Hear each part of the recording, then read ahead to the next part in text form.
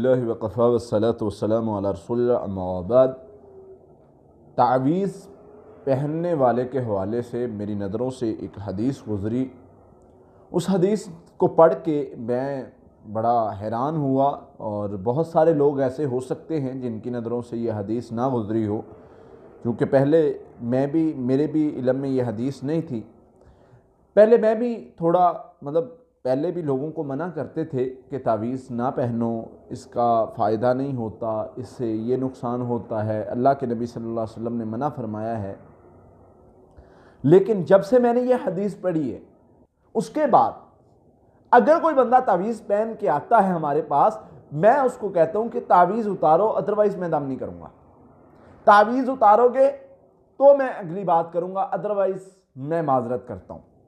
Even یہاں تک ہوا، بسا اوقات ایسے بھی ہوا کہ کراچی میں تھا، ایک مریض آئے میرے پاس علاج کے سلسلے میں نے ان سے کہا کہ تعویذ اتاریں، تو انہوں نے کہا نہیں جی وہ تعویذ مجھے کسی نے پہنایا ہے، میری والدہ کی نصیحت ہے وغیرہ وغیرہ، کوئی بھی انہوں نے ایکسکیوز پیش کی۔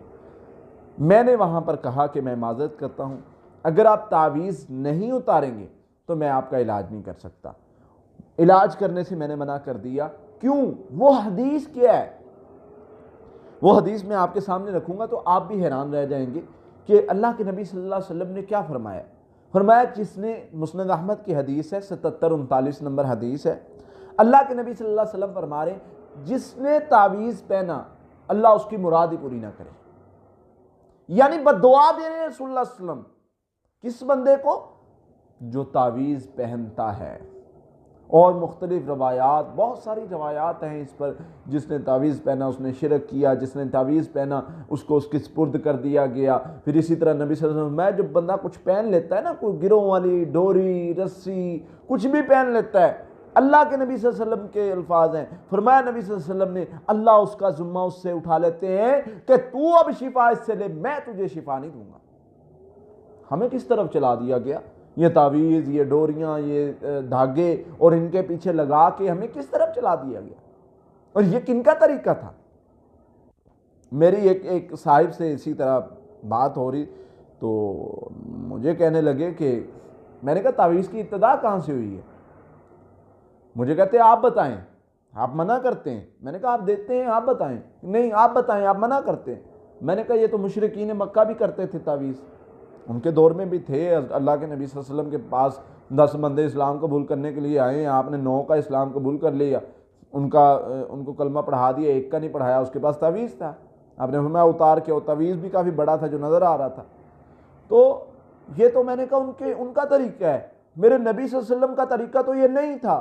میرے نبی صلی اللہ علیہ وسلم کا تو طریقہ یہ تھا کہ کوئی جانور خرید کے لاتے، کوئی اونٹ وغیرہ کے، تو ان کے گلے میں کبھی وہ جوتے باندھے ہوتے، کبھی تعویذ باندھے ہوتے، کبھی کیا باندھا ہوتا، تو حضرت علی سے کہتے کہ ان کو اتارو، اور اللہ کے نبی صلی اللہ علیہ وسلم یہ سنت ہے، تعویذوں کو کاٹنا اتارنا یہ میرے نبی کی سنت ہے۔ تو میرے بھائیوں، میری بہنوں، ایک بات یاد رکھیں، تعویذ آپ کی حفاظت نہیں کرتا۔ بعض لوگ کہتے ہیں جی میں نے جب سے تعویذ پہنا ہے میں ٹھیک ہو گیا ہوں۔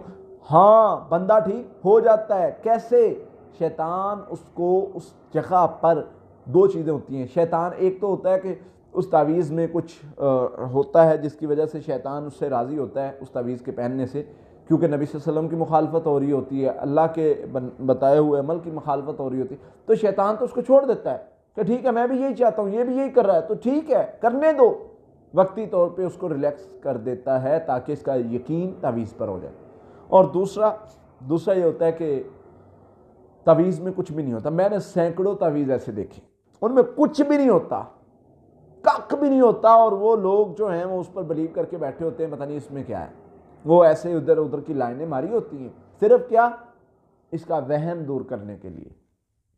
اور ہم کملی عوام اس کے پیچھے لگے ہوتے ہیں، تعویذ ہے جی، یہ ایسے ہے ویسے، اور بعض نے تو شیاطین کے نام لکھے ہوتے ہیں جی، شیطانوں کے نام لکھنے سے یہ ہوتا ہے وہ ہوتا ہے، عجیب عجیب داستانیں اور کہانیاں بنائی ہوئی ہیں۔ اللہ تعالی ہمیں محفوظ فرمائے ایسی داستانوں اور کہانیوں سے اور ایسے شر سے جس کی وجہ سے ہم اتنے مسائل کا شکار ہو جاتے ہیں۔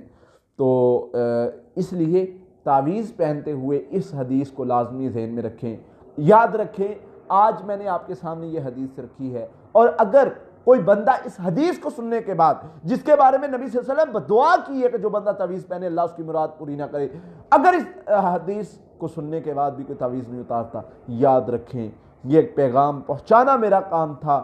قیامت کے دن اگر تم نے تعویذ نہ اتارا، قیامت کے دن پکڑنا جو تمہارا گریبان پکڑنے والوں میں سے ہوں گا کہ اللہ میں نے تیرے نبی کا پیغام ان تک پہنچایا تھا، انہوں نے نہیں اتارا، انہوں نے اپنی ضد کو بہتر سمجھا، انہوں نے جو ہے وہ اپنے بڑوں کی باتوں کو بہتر سمجھا، اور اس لیے انہوں نے تیرے نبی کے پیغام کو سن کے تعویذ کو نہیں اتارا۔ تو پھر یاد رکھیں، فیصلہ خود کر لیجئے، ایک طرف میرے نبی صلی اللہ علیہ وسلم کی بددعا ہے، اور دوسری طرف تم ڈھونڈتے پھرتے ہو کہ اس سے ہمیں شفا ملے گی، اس سے ہمارے مسائل حل ہوں گے۔